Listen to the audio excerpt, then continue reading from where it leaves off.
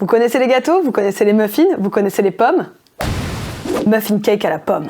Aujourd'hui, je vais vous partager une recette super simple à faire que vous pouvez modifier un peu comme vous voulez. Moi, je vais utiliser des pommes, mais vous pouvez aussi mettre des myrtilles, des poires, de la viande hachée. Ok, non, peut-être pas de la viande hachée. On va donc faire un muffin cake qui est en fait un gâteau hybride. C'est une recette de muffin, puis en gâteau avec les fruits par-dessus. Et c'est ultra simple à faire et vraiment délicieux. Pour la petite anecdote, il y a quelques jours, j'ai été invitée à manger chez Anaïs et j'ai réalisé ce gâteau qui lui a beaucoup plu et aussi visiblement à certains de ses abonnés. C'est aussi pour ça que je partage cette recette. Hey, ok. Vous pouvez réaliser cette recette avec un robot ou vos mains, mais moi je vais utiliser un mixeur aujourd'hui, beaucoup plus rapide.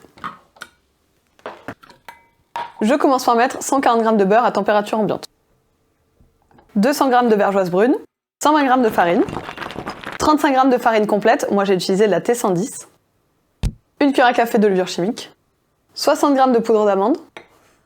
Alors moi mon robot il est un peu petit, je sais que ça rentre dedans, donc c'est pour ça que je le fais dans celui-là. Je le remplis à mort, mais si vous avez un robot plus grand c'est mieux. Une pincée de sel. Je sais, ça va rentrer. 120 g de lait d'avoine que vous pouvez remplacer par un autre lait. Lait d'amande, lait de riz ou lait de vache par exemple. 2 œufs. Et bien sûr, une cuillère à café de vanille. Et je vais mélanger quelques minutes juste pour rendre le mélange bien homogène. Et voilà. Ok, ça c'est fait. Maintenant je vais le mettre de côté et préparer mon moule. La recette est pour un gâteau qui fait environ 22 cm. Si vous avez un moule de 25 cm, c'est très bien aussi. Si vous avez même un moule, vous savez, à charnière, vous pouvez retirer les bords, c'est encore mieux. Mais moi, j'avais pas ça sous la main, donc ces moules-là, c'est très efficace, ils sont super. Je vous mettrai le lien en description, comme d'habitude. Et donc là, je vais mettre du papier sulfurisé au fond et autour de mon gâteau pour que le démoulage soit beaucoup plus facile. Donc là, je vais mesurer le tour de mon gâteau pour être sûr d'en avoir assez. C'est à peu près, hein. Et en fait, comme j'ai pas besoin de toute la hauteur, je vais couper toute une bande pour faire le tour du gâteau et le reste, je vais l'utiliser pour faire le rond au fond.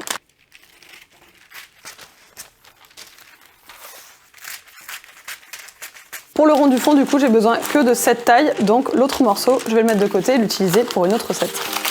Comme d'habitude, pour faire adhérer le papier sur le moule, je vais mettre un petit peu d'huile que je vais étaler au pinceau. Moi je fais avec de l'huile parce que c'est plus simple, mais ça marche très bien aussi avec du beurre fondu. En fait, ce qu'on veut, c'est juste que le papier puisse coller au moule. C'est plus facile après pour mettre la pâte dedans.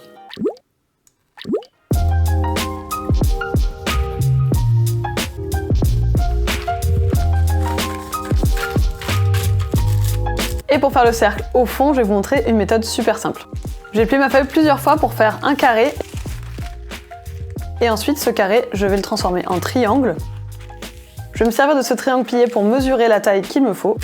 Et ce triangle, je vais le couper pour former un cercle une fois déplié.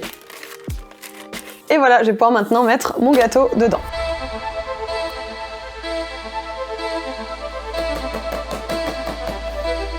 Ok, le gâteau est quasiment prêt. Maintenant, il ne reste plus qu'à mettre sur le dessus les pommes.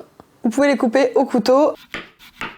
Et vous recoupez vos tranches en deux pour faire des petites demi-lunes comme ça, mais pour aller plus vite, je vais utiliser une mandoline. Le but, c'est que les pommes soient pas trop fines, mais pas trop épaisses non plus. On va les disposer sur le dessus du gâteau, et on veut quand même qu'il y ait un petit peu de mâche après à la cuisson. Donc si elles sont trop fines, bah on les sentira pas après. Pour couper à la mandoline, je coupe d'abord ma pomme en quartiers. Et c'est plus facile du coup comme ça de retirer le cœur. Ah oui, et j'ai laissé la peau parce que c'est plus joli tout simplement. Quand vous découpez vos pommes, pensez à bien les garder ensemble comme ça pour former de petits éventails que je vais venir poser sur le gâteau.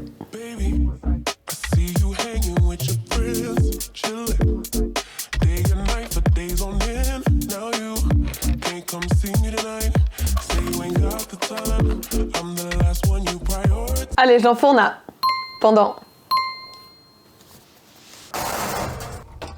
Pendant que le gâteau cuit, dis-moi en commentaire quelle recette tu aimerais voir sur ma chaîne. Ça fait à peu près 1h30, j'ai vérifié que mon gâteau soit bien cuit, j'ai laissé refroidir et maintenant ça va être le moment de le démouler.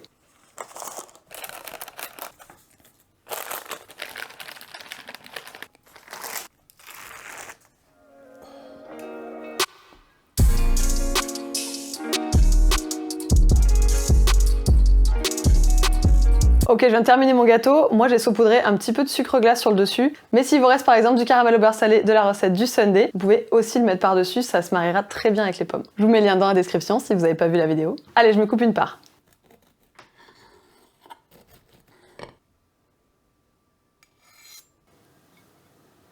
Bon, déjà, ça sent hyper bon. La vergeoise, donc le sucre roux, ça fait cette couleur assez caramélisée là, qui est vraiment pas mal. Ça donne très faim.